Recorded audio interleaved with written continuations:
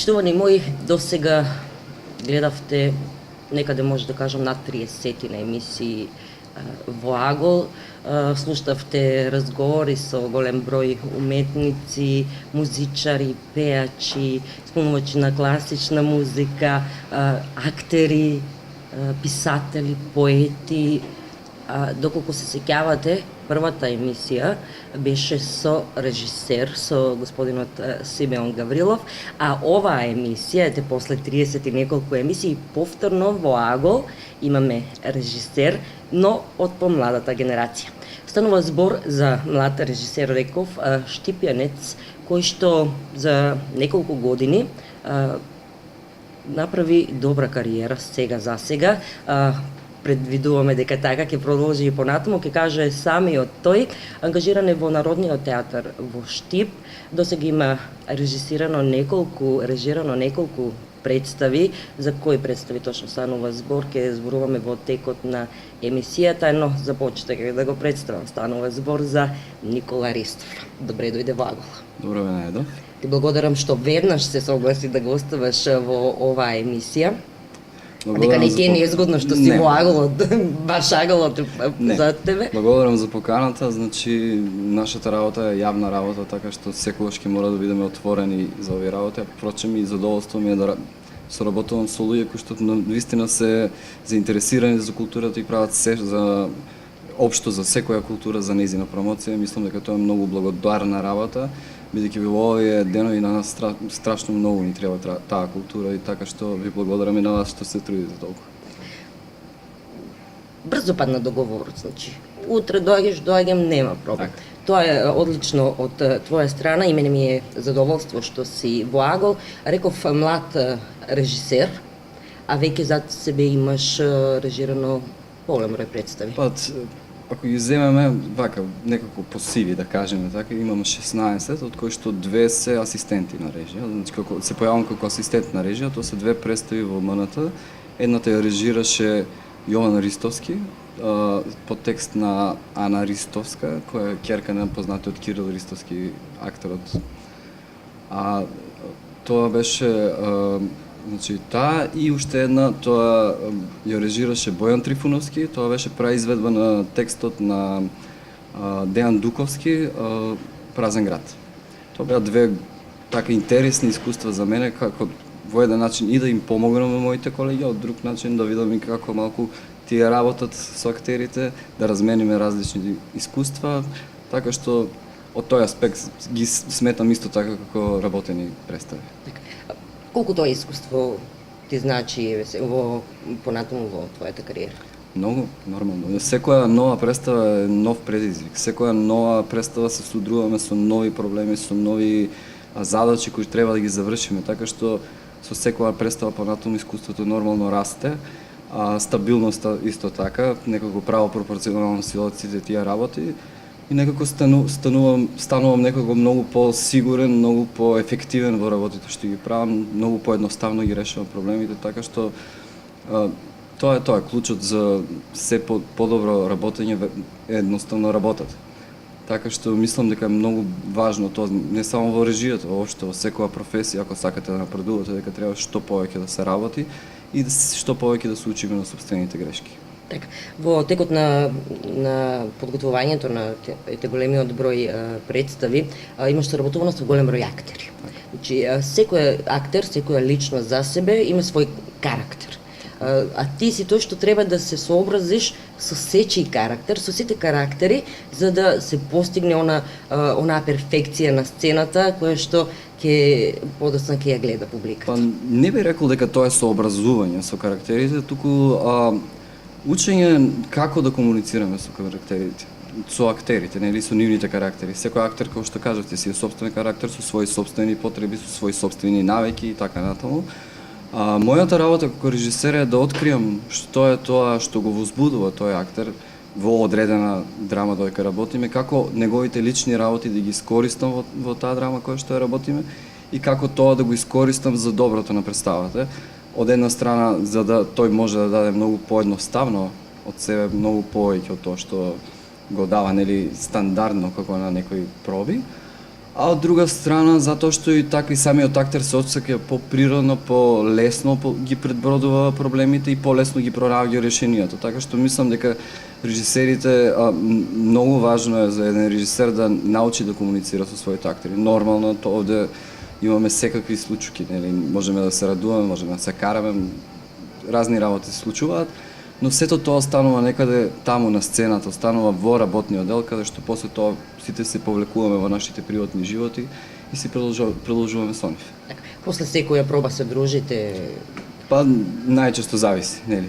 Во моментов додека снимаме емисијата, работиме нова представа Љубовен маратон, каде што сега во овој период сме во страшно набиена агенда, каде што немаме време за дружење, значи сега моментот е бидејќи имаме дупли проби, моментов последната проба малку одмарање, припремање за втората проба и така натаму, така што сега е малце понабиена агендата. Тие дружби обично се случуваат на почетокот на работата на одреден текст, кој што придонесуваат самите актери и меѓу себе. Значи, оваа збирка на луѓе, не секојаш е истата, нели? Во секоја представа е различна групација на луѓе, без разлика колку се познаваат меѓу себе или не се познаваат, па некојаш не се познаваат воопшто, да се научат еден со друг. Тие дружби се најчесто за тоа, да се научат еден со друг, да се запознаат еден со друг, да се и тие самите да си ги разберат колку можат нивните карактери меѓусебно и тоа истото да го искористат на сцена за да можат полесно да функционираат таму. Имаш ли приметено, ајде рече сега за оваа представа што ја подготвувате, дека немате време да се дружите, дали имаш приметено кај некој од актерите да глуми и во слободно време? Да, нормално. Сепак тоа зависи, нели, од човек до човек. Има некои актери кои што толку многу ги погодува некој лик кој го работат, кои што го приспособуваат на нивниот живот, што е малку, знаете, линија со две острици. И е добро ако трае додека трае процесот. Потоа би требало акторот да се исчисти од таа работа. Да излезе од таа волна. Да, бидејќи ако превзима постојано од неговите ликови, замислете да ги засака сите ликови што ги, ако превзема постојано ќе се загуби себе. Значи, тоа е еден тежок процес што го минуваат самите актери, каде што морат да научат да изградат нешто ново и веднаш потоа да научат како и да го срушат. То не е лесно, воопшто не е лесно да се преживее, доживее и да се одработи, но за сега не сум сретнал некој актер кој што до толку е навлезен да не може да излезе од ликот. Но има многу што се заљубуваат во ликовите и тоа го користат, многу практично го користат, зашто е многу интересно. И во приватниот живот. Па да. Кога ја спомна веќе представата која ја подготвувате сега, бидејќи емисијата ќе оди и после премиерата на представата, да им кажам на гледачите на емисијата во Агол дека станува збор за водвил комедија за млад човек во брак кој што се обидува да ја изневери својата сопруга, да излезе малку од таа некоја си рамка брачна, како и што ќе се случува, ќе видиме на премиерата, доколку ни дозволат од Народниот театар Штип може да пуштиме да снимаме и да пуштиме дел од представата, ќе видите секако во емисијата, но инсерти имаме, во текот на разговорот ќе ги видите инсертите. Рече, додека разговаравме, земавме изјава поврзана со новата представа, дека е на сценарио, според сценарио на дело на Нил Сајмон, кој а тоа е втор пат да работиш по дело на Нил Сајмон. Зошто токму Нил Сајмон? И дали ти ги одбираш сценаријата кои што ќе ги работиш? Во овој случај преговаравме доста долго време со директорот што треба да се направи. На крајот најдовме заедничко решение да биде овој текст. Нил Сајмон е одличен писател, мислам, тој се уште е жив, роден е 1927 година, значи викме околу 89 години, пред некој време му беше и роден ден. Значи, одличен писател, пред се. Многу карактеристичен писател кој обрнува многу внимание на ликовите. Значи, имате писатели кои се многу добри во тоа да ви ја раскажат приказната, но овој покрај приказната многу внимание обрнува на ликовите. За мене како режисер беше многу возбудливо да копам што е можно подлабоко по самите ликови, да ги направам нивните психолошки профили како најдобро можам, значи што можно подлабоко, верувајте кај него има доста закопање Така што беше за мене беше многу возбудливо да се работи. Секогаш ми е возбудливо да работам негов текст од таа причина. Секогаш откривам некоја нова работа која што ја ставил внатре, а на прв поглед е тотално невидливо. Тие мали работи кои што се невидливи, кога ќе ги пренесам на актерите, кога тие ќе ги осознаат и кога ќе почнат да ги користат, Кога ги пренесат на публиката. Да, тие не се работи кои што се видливи. Не се работи кои што можете да седнете во представата и да гледате и да речете еве ова и ова го правеле, но тие ситници кои што се мал милион, значи многу ситници, многу му помагаат на актерот да дојде до тоа да го докаже, да го покаже ликот што е можно пореално. Значи сите негови реакции, сите негови изблици, сите негови таги и радости се многу добро, многу по-богато создадени, така да кажам, со многу детали внатре. Така што за нив исто така тоа вроди многу повеќе работа, но во исто време како што можем да забележам од пробите и многу поголемо задоволство за работа на овој начин.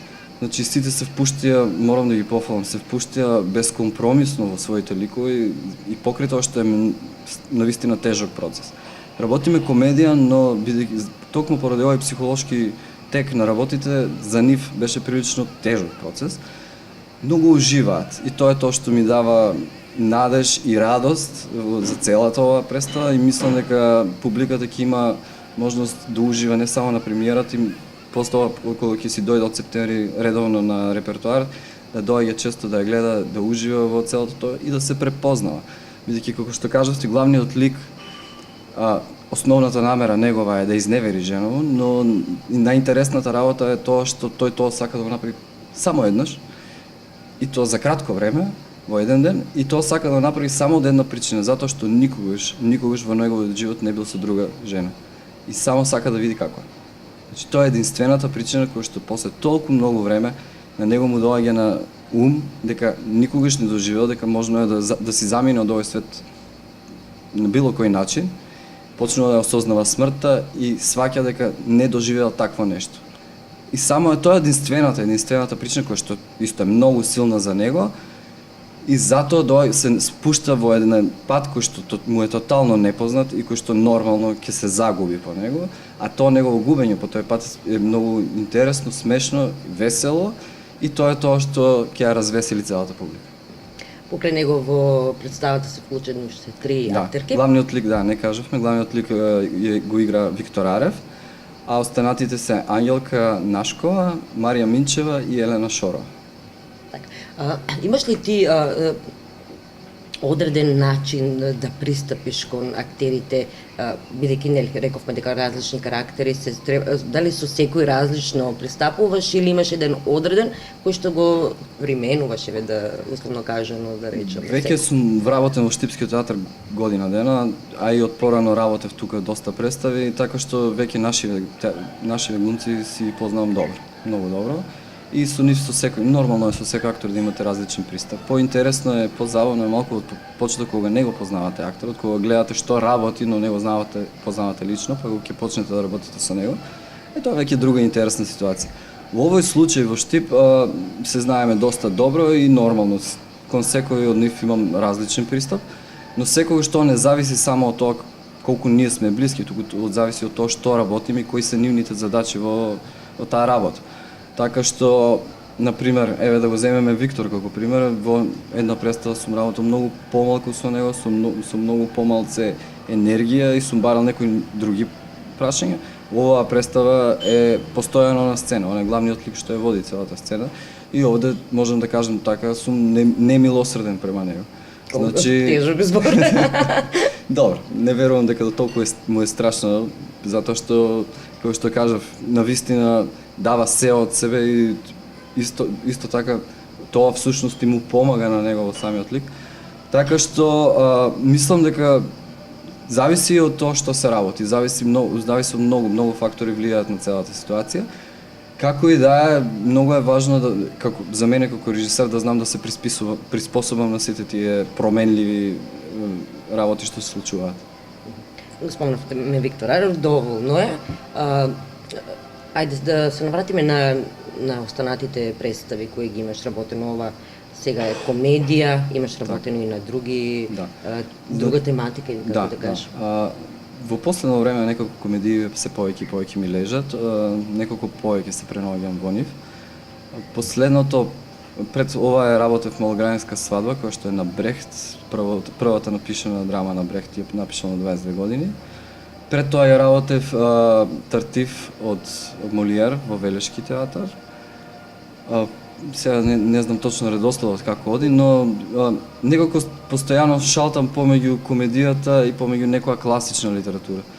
Исто така многу ми е важно за мене како режисер да се обидам во тие класични дела, да направам најдобро што можам, бидејќи тие класици се основата, нели, на сите действија што се случуваат, учат на многу основни базни принципи како функционираат тие работи и мислам дека е добро било кој режисер да помине класични дела за да се осознае сами од себе си како да се справува со некои проблеми кои што се случувале во театрите во 16 век, во 15 век. Ние денеска како на современ начин да се судриме со тие проблеми и како да ги решиме. Кои се, еве сега ќе те прекина малку. Кои се тие проблеми? Што се случувало порано, го рече 18 Еве да земеме на век? пример да ја земеме Нора од Ибзен, Куќа на куклите. Значи се работи за жена која што е затворена во 4 ѕида и мора да слушаш се што ќе нареди нејзиниот маж. Тој не е некој опасен човек кој што наредува се, но самото општество е такво во тој период во Норвешка, која што е жената е тотално потисната под мажот.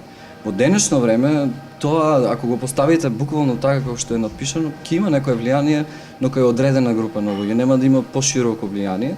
Така што таму беше многу голем предизвик како да се преработи целото тоа во модерна смисла, како да го донесеме во модерно.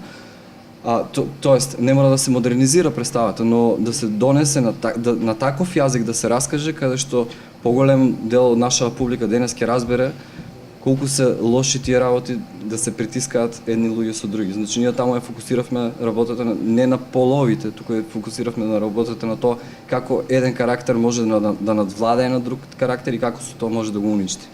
Така што морате да најдете приказната која што ќе ги погоди луѓето, приказна во која тие ќе се осознаат, ќе се препознаат и која ако треба ќе ги насмее, ако треба ќе ги заболи. Значи тоа е нашата работа, и да забавуваме, но и да ги тераме луѓето малку да се преиспитуваат за своите дејанија, за своите дејности, одлуки, животни ставови и така натаму. Ја спомна Малограѓанска свадба. Она што е интересно во врска со таа представа е дека е интерактивна со публиката. Да. Тоа ви беше целта, нели? Се играше на сцената во Центарот за култура Ацо Шопов во Штип. Дали го добивте очекуваното?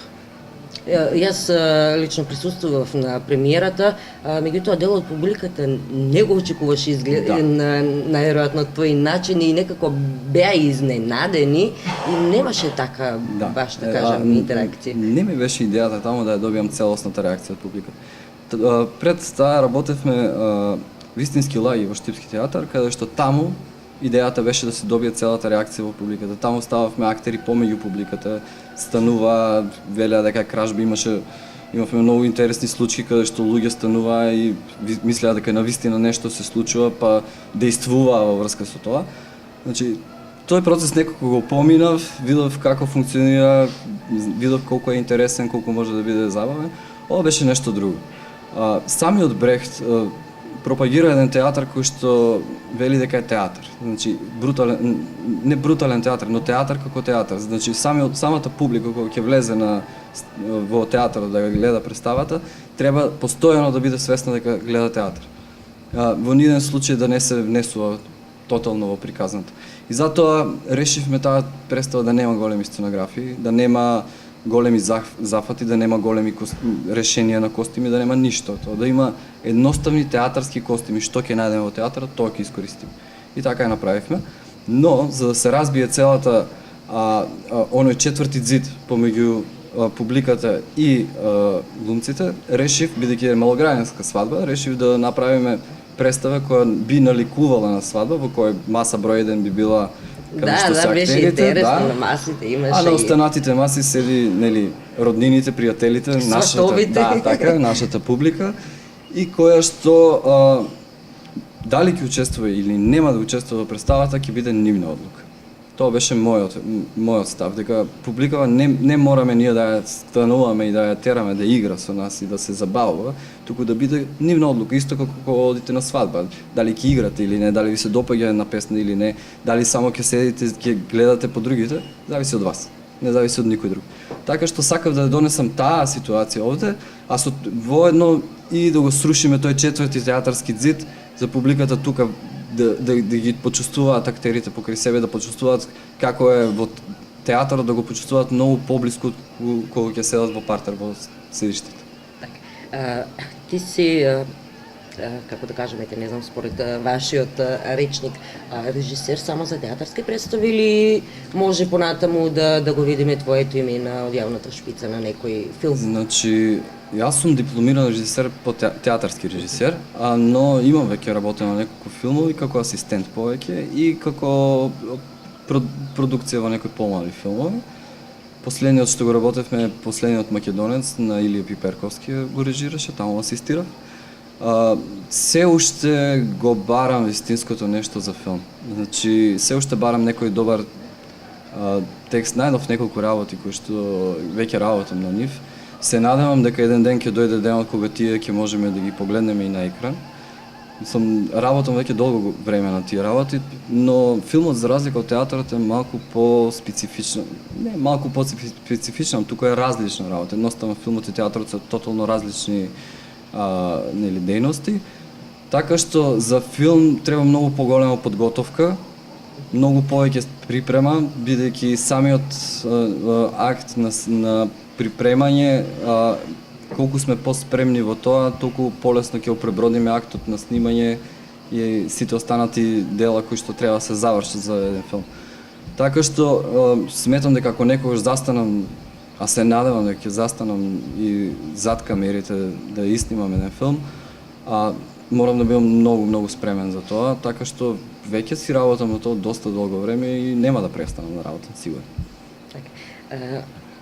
Спомнавме преска и кажа ти дека во договор со директорот на Националното установа Центар за култура, Шопов, да го спомнеме и да го поздравиме, Миле Братеовски, сте одлучиле за која представа станува збор. Дали одлуката која представа ќе се подготвува некогаш или во иднина или досега што сте подготвувале, ја донесува одредена личност, во случајов директорот, или секогаш е во соработка со вас како режисер или со останатите актери? Секогаш е во соработка со режисерот, значи не може само директорот да донесе одлука, а режисерот ако веднаш прифати без да размисли, тоа е многу голем проблем. Значи мора режисерот да се пронајде во тој текст. Директорот може да понуди неколку текстови, режисерот ги зема, ги чита, ги препрочитува, размислува и гледа дали може да се најде во нив, ако се најде во нив, дали тоа доволно силно него го привлекува да го направи и така натаму. Во овој случај се случи, за оваа представа се случи бидејќи гледавме, јас како вработен во истата институција, гледавме да направиме нешто што го немаме понудено со другите режисери. Значи, она што е добиено од Министерство за култура за оваа сезона, немаме комедија добиено и решивме дека треба да направиме некој тип на комедија која што ќе ги задоволи нели вкусот на публиката кои што сакаат да гледат исто така и комедија. Така што потоа почнавме да преговараме каков тип на комедија да направиме, бидејќи претходниве години сме направиле ваква комедија, ваква, значи треба да направиме нешто поразлично за да не се повторуваме нормално, и кога ќе ги ставите сите тие рамки, почнувате да барате текстови во тие рамки и овде траеше тој процес некој време, дека не го пронајавме овој текст, кој што мислам дека баш така како што сакавме да го договориме. И дали додека го читаш сценарието, односно текстот на одредена представа, се нуди, како рече, неколку текстови, ги читаш, одбираш кој ќе биде и сега додека повторно го препрочиташ, викаш, на местото на Кешман ќе биде Виктор. Го препознаваш како лик, како личност во тој лик, потоа во улога на оваа девојка ќе биде Ангелка или Марија или Елена, кој што се вклучени во представата. Тоа е многу важен дел. Поделата е 50% од представата. Значи, ако направите добра подела, добро ќе ги заврши работата. Ако направите лоша подела, има теорија да заврши добро работата, но тоа значи дека вашата работа ќе прагот на тоа што треба да го изработите, ќе треба уште многу повеќе да вложите и труд и внимание и се, и пак немате гаранција на крај дека тоа ќе биде сигурно така како што сакате. Така што нормално, значи кога ќе го земам текстот, најмногу гледам првата работа што гледам после она дали мене ме допира овој текст, дали јас имам во овој театар, дали имам ресурсите за овој текст. Под ресурси подразбирам најправени, најглавно актери. Да. Дали ги имам актериве кои што овие ликови ќе можат да ги изиграат така како што јас сакам. Значи да бидеме на чисто одредени текстови, режисерот си да прави приказната нели на одредени текстови. Имаме некое класично поставување на текст, да речеме на текст каде што одите така исто така како што напишал писател. Но најчесто ние како режисери би сакале да ставиме наши печати во тоа, така што бараме приказната гледаме да раскажеме од наш агол, нели? Од наша перспектива, и во тој случај некој од карактерите јас како режисер сваќам дека треба да фати по друг правец од оној општо познатиот за сите, и во тој случај гледам дали имам актер за тоа да ми го изигра. Така што најважната работа е тоа, а потоа доаѓаат другите соработници и така натаму, значи кој би можел да направи сценографија во тој стил, кој би можел да направи костими во тој стил, музиката и така натаму. Но најважното е актерите. Значи ако не ја направите добра поделата, многу е тешко понатаму. Ти си имали случајно досега да направиш погрешен избор за актер? Не би рекол тоа дека е погрешен избор. Тоа е, видете, нашите театри се такви какви што се. Значи имаме одредена група на луѓе вработени во театрите, одредена група на луѓе кои што може да функционираат во тие ликови. И сега не зборувам само за Штипскиот театар, зборувам општо на ниво на Македонија. Значи во секој театар имате вработени актери кои што се одредена група на актери, и сега помеѓу тие актери вие треба да видите дали можете да извлечете доволно квалитет за да ја направите таа представа. Така што нема тука, како што рековте вие, тотално промашено. Тоа ако веќе направите лик кој што е тотално промашен, тоа е веќе многу голем проблем. Збориме за нијанси, збориме за можности како може некој актор да се движи ово, како може да го пренасочи тоа. Некогаш е многу голем предизвик да му дадете на актер нешто што никогаш не играл. Значи не значи тоа дека треба актериве да играат се на исти улоги, така? Да. Значи некогаш ние како режисери, тоест јас го имам тоа многу често правено, давам лик на актер кој што не играл никогаш таков лик до сега. И затоа што сметам дека тој актер ќе му биде доволно зрел за да се судри со тој лик, а од друга страна ќе му даде многу поголема поттик да работи, затоа што работи нешто ново, нешто што не е сигурно, открива нови територии. Така што тоа дека ако значи тотално промашување на кастинг тоа е страшна работа, тоа нема спас. Значи затоа нема тотално некој промашување, но има вариабили кои што нели се подобри, полоши, така и тоа да се случува. Во процесот на тоа сакам да го кажам исто така, некогаш нема многу добар во некој актер, но поради таа ситуација морам да дадам таков лик и сум бил страшно изненаден.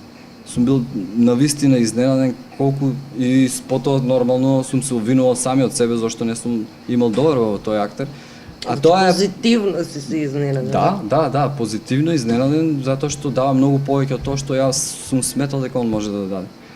Така што многу е интересна работава наша, толку интересно тој аспект, секогаш учиме нови работи, секогаш нешто ново откриваме, никогаш не ни е досадно. Како дојде до тоа?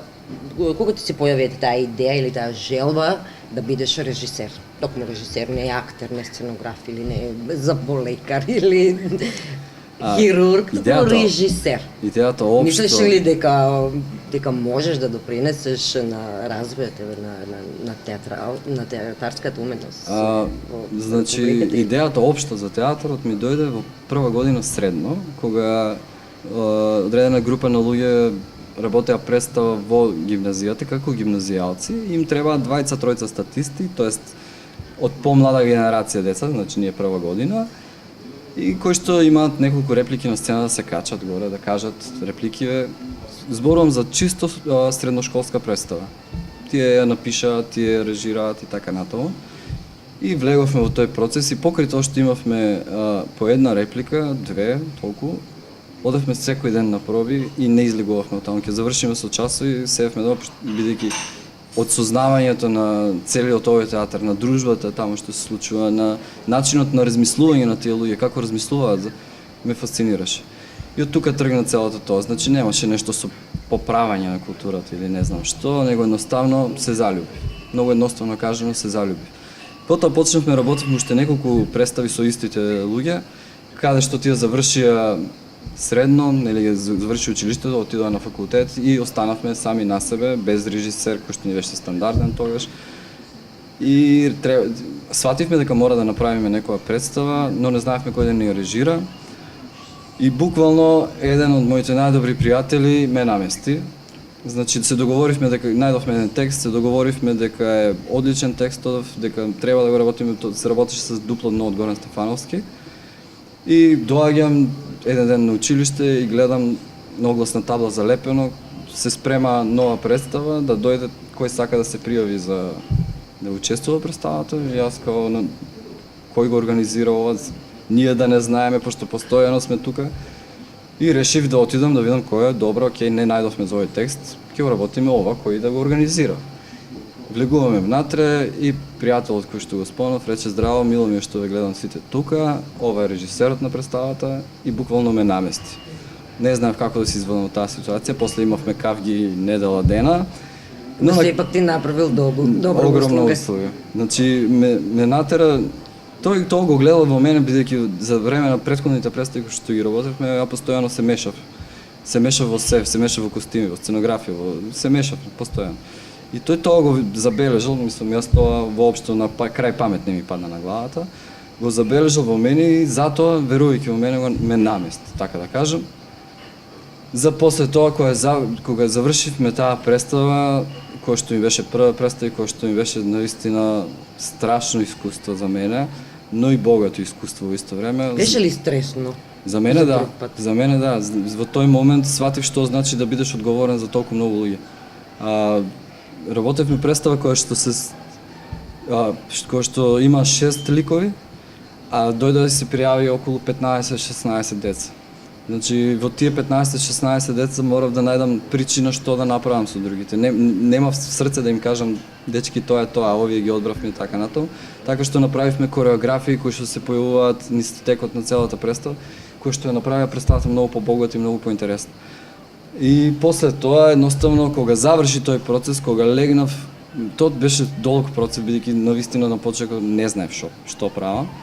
Но кога заврши селото тоа, кога легнав така еден ден во кревет да размислувам што се поминав, сватив дека во режијата има се што работев претходно тука. Има глума, има костими работење, има сценографија, има маркетинг, има се што работев за другите представи. А јас сакав да работам се. Така што тогаш падна одлуката дека ќе одам на режија и некако бев одлучен, не ми беше гајлен и што ќе кажат околината ни ништо, некако одлучи. Некако се однесов буквално кога да сум примен.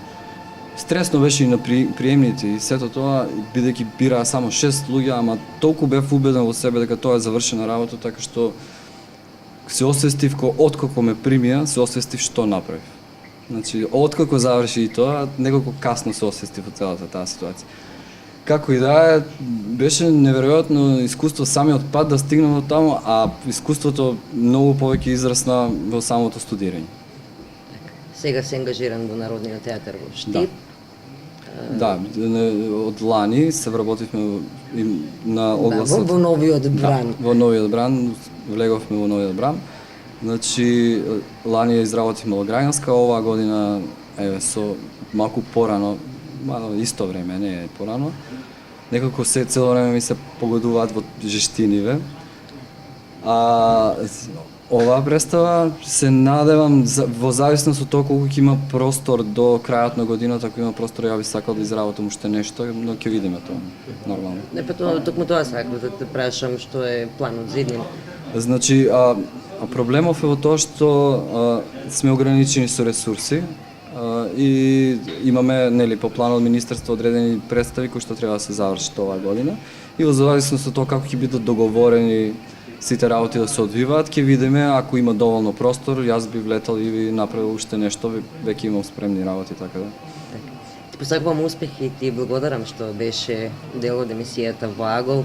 Се надевам дека те им објаснивме малку поопширно на гледачите што значи да се биде режисер и со кои се ситуации се соочува за време на подготвување на представа. Пред самиот крај на емисијата сакам да те прашам да сподели со нас некоја анегдота, нешто што за време на подготвување или на сама премиера ти се случило, а што можеби е нормално пред премиера секогаш е стресно. Имало ли таква ситуација пред премиера дел од сцената нешто да се расипи или да се разболи некој од актерите? Имало многу ситуации, по големиот дел не знам ни дали се за јавност, општо, бидејќи најчесто се приватни работи што се случуваат позади. Имав една ситуација каде што еден актер си истегна, сега не знам медицински тоа што му се случи, но нешто во ногата откачи тотално. Тоа е сцена каде што постојано трча. Постојано трча на сцена, постојано. И тоа се случува некаде 2-3 часа пред премиера, додека се облекува, се случи нешто, нагазна на нешто, не се сеќам точно како што беше, но имаше страшен проблем со ногата и размислувавме што да правиме сега, да се откаже, како ќе се откаже, многу луѓе дојдени. Тој е во состојба да игра, но не е во состојба да трча. Главниот дел од неговиот лик беше наменет на база на трчање. Така што седнавме со него, разговаравме онака најотворено што мисли што да правиме. Не беше главна улога, што значи е важен дел во ова, во самата представа, но може некако да го прикриеме тој дел, нели? Најголемиот проблем беше што тој ќе загуби дел од неговиот лик на премиера, збориме. Значи за него претпоставувам беше многу стресно целото тоа. И решивме наместо за трчка да отскокнува на една нога, постојано. Значи со друга само се подпира, а со друга да отскокнува. Значи да не го симне уопшто, да не се симне на одење, него малку да ја убрза таа ситуација така. И пробавме тука половина час пред премиерата, трчкавме по гримиорна да видиме како може, како би газел, сите тие технички работи за да не се повреди на сцена уште толку. Значи професионалец до крај тој како автор. Да, мислам дека грото од актерите се такви. Мислам дека грото од актерите буквално гинат за на сцена. И најдовме некое решение како може да нагазнува и да биде најсигурен дека ништо нема да му се случи. Тргна, заврши представата, помина се, доаѓаат луѓе, нели, честитаат, така, се како што е ред. И сваќаме, според реакцијата на луѓето, дека тоа многу добро изгледа, пошто никој од нас го нема видено како изгледало, нели? И на крај тоа останува за текот на целата представа. Потоа не сакаше го смени, воопшто не сакаше го смени. Го примени тоа на целиот негов лик во таа представа и тоа дури уште повеќе му помогна. Така што од една криза, така да кажам, излезем на многу добра работа. И тоа многу често се случува во театар. Секогаш кога се појавува некој проблем, најдобро е да се најде решение за тој проблем, па било и какво да е. И тоа решение некогаш неочекувано ќе ви заврши многу повеќе од работа од првата идеја што сте имали. Значи понатаму во сите представи. Да, остана така. Отскокнуваше и тоа го разви потоа, уште подобро изгледаше како одеше текот на представите. Колку повеќе представи игра, толку подобро изгледаше тоа. Одлично. Па добро е тоа да што рече и ти самиот дека со разговор, со договор може да се направи нешто подобро од колку што било планирано. Па театарот е како животот, знаете. Значи ако земете да се лутите еден на друг, решение нема да има. Во никој случај. Разговорот е секогаш најважниот дел. Секогаш е знаете, сите ние си имаме различни мислења, различни стави за различни работи. И некогаш јас ќе кажам нешто што вие може да го разберете на сосема различен начин и овде настанува нели куршлус, да кажеме по нашки. Така што разговорот е најважната алатка тука за да се најде заедничко тло, да се најде начин како да се премости тој јас, кој што некогаш може да биде голем, а некогаш може да биде поради одбична ситна работа, да се направи толков голем проблем, кој што воопшто не е вреден да се потроши ни енергија ни време за тоа. затоа мислам дека разговорот е најважната алатка на еден режисер да знае како да разговара со секој актер поодделно, како да разговара со групата на актери и како да ги наведе да го разберат вистинското оно што сака да им го пренесе. Досега те слуша, се е под контрола, се е во ред, сите Многу сум представите. задоволен.